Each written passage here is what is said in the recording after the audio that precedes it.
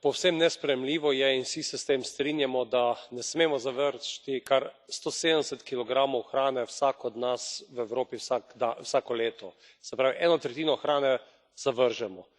Ob tem pa 10 ljudi nima virov za kvalitetno hrano. Vedeti moramo, da več kot pol te hrane zavržemo v gospodinjstvih, potem še v ostalih delih te prehranske verige, od predelave, gostinstva, trgovinskega sektorja. Zato je nujno to, kar piše v poročilu, narediti veliko na ozaveščanju mladih, ozaveščanju potrošnikov, lokalnih skupnosti.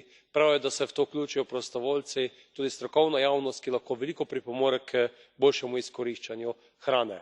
Zakonodajni okvir, kar smo zapisali v poročilu, roki uporabe, tudi olajšave za dobičke in pa tudi za tiste, ki darujejo hrano. Pomembno je pa tudi okoljsko breme, ki ga ustvarja zavržena hrana, saj predstavlja kar 8 emisij toplogrednih plinov, zato so nujne te spodbude tudi, da v kontekstu krožnega gospodarstva te odpadke uporabimo kot vir, ne pa da obremenjujemo okolje.